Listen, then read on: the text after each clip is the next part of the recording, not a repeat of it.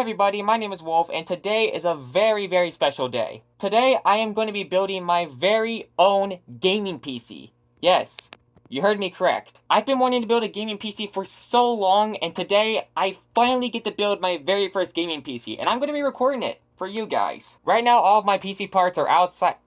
Not outside. In another room, in a box. Sorry, I'll be dumb enough to put them outside in the freaking sunlight. No, don't do that, don't do that. But I put him in another room in a different box because I needed space on the floor to actually build the PC. I also moved the table because I'm going to be using a different table anyways, and again, I needed space. So I'm going to be building the motherboard and everything else on this table before I build my PC on there. But before we get started, yes, I know, I have a whole bunch of gloves. Thanks, Dad. But anyways, there's actually a big reason why I'm going to be wearing gloves. One, because I'm on carpet, and two, even if the electronics are not plugged in, you still can get zapped if you're not careful. Even if you're on carpet or not. So I'm going to be wearing gloves to prevent that.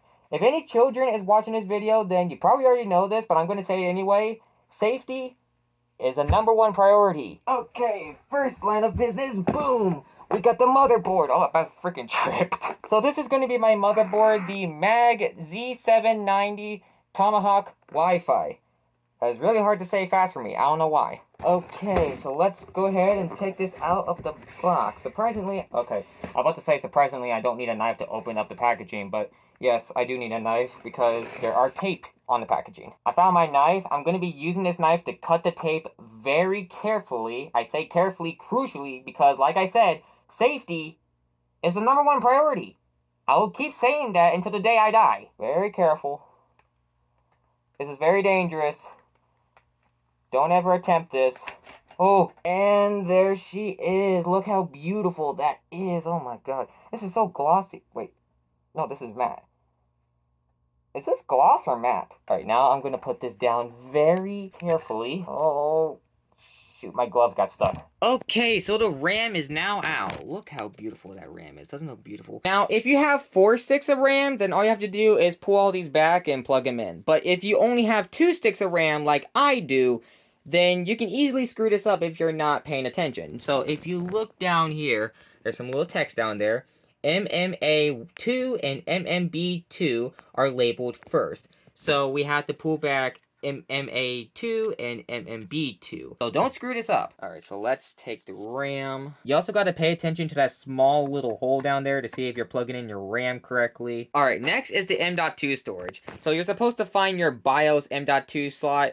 Normally, it's the one up here, but do some research on your motherboard and find that BIOS M.2 slot. Mine's up here, as I figured. So for my storage, I'm going to be using another FireCuda 4TB M.2 with a built-in heatsink. I was going to take the one out of my PS5 and put it on the PC and flash it and everything, but my dad said no, so he bought me another one. Okay, so I got the M.2 out of the package. I don't know why my camera still doesn't focus. Well, now it's focusing, but barely. But anyways, so what you want to do is you want to put this down real quick, and you see this little pin down here, you want to move that up here, so that way you can actually fit it in without having problems. And then you want to take your M.2, plug it in. I might need 2 hands to plug this in real quick. And then once you plug your M.2 storage into the motherboard, you're supposed to pull it down and lock it into place. And now the next step is the CPU. Now normally, you're supposed to push down on this little pin, pull right a little bit, and lift it up. Then you're supposed to lift the tray up like this. Take your CPU, put it on top of this, and let gravity do its thing. And then after that, pull this back down, lock it into place. And normally, this is supposed to pop out and expose your CPU. That is normal. But I am not going to be doing that because I am going to be doing a little bit of a modification. What I am going to be doing is I'm going to be unscrewing that contact frame and replace it with this. This custom contact frame is going to give my CPU more thermal conductivity and better power efficiency. Now you're probably wondering, why am I doing this? Well, I'll explain. Pretend that this is the CPU. Normally, the contact frame built into the motherboard, it will hold onto the CPU on 2 sides.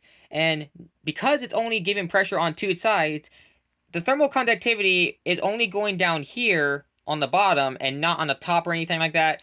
causing it to heat up more and lose a little bit more power. This custom contact frame, on the other hand, will give pressure on all sides, giving equal pressure, giving equal thermal conductivity. So I'm going to be taking this tool right here and I'm going to uninstall the stock. This is going to take a little while. Freak, that scared me. So the CPU I'm going to be using is an Intel Core i7-13700K. And I will say right now, depending on the motherboard you get, depends on the CPU you need to get. I got an Intel motherboard, so I have to use this. But if I were to get an AMD motherboard, then I would have to get an AMD CPU. But I chose Intel, so this is the CPU I'm going to be using. And there, it's installed. Now, if you have an air CPU cooler, then the next step is to put your thermal paste on the CPU and install in the motherboard, and then you put it in your case. I am not using an air cooler. I'm going to be using an AIO, which means I'm going to have to install my motherboard to my case before I install the CPU cooler. So I already took out the case and I took it apart and everything. I want to put the CPU and motherboard in by myself because I don't want to accidentally screw up, because this is my first time building a PC and the last thing I need is the motherboard not to fit in or anything like that because of a screw I missed or whatever. I'm also going to install these fans as well so I can have intake in the PC. So yeah, I'll be right back. So hours later, I finally got this all screwed into the case. All I need to do now is the thermal paste, connect the pump, put the extra fans on, and then do some cable management, and then we get on to the graphics card. I also realized that the CPU cooler also came with free thermal paste as well, so now I have 2 tubs of thermal paste, so I'm going to be using this one. Okay, I think that's enough. Okay, so after dozens and dozens of hours later, I finally got everything connected, other than the GPU, which is what we're going to do next. It is freaking almost 9 o'clock. But anyways, the GPU is next. This is the RTX 4070 Ti, and oh my god, that looks beautiful. Oh my god, look how big this is. Holy crap. Alright, well, I'm going to quickly hook this graphics card up to my gaming PC. So I installed the GPU, as you can see right there, and after all of that, after all the wire management and all that bullcrap, I finally got it to work. And stupid enough, it is literally almost 12 in the morning.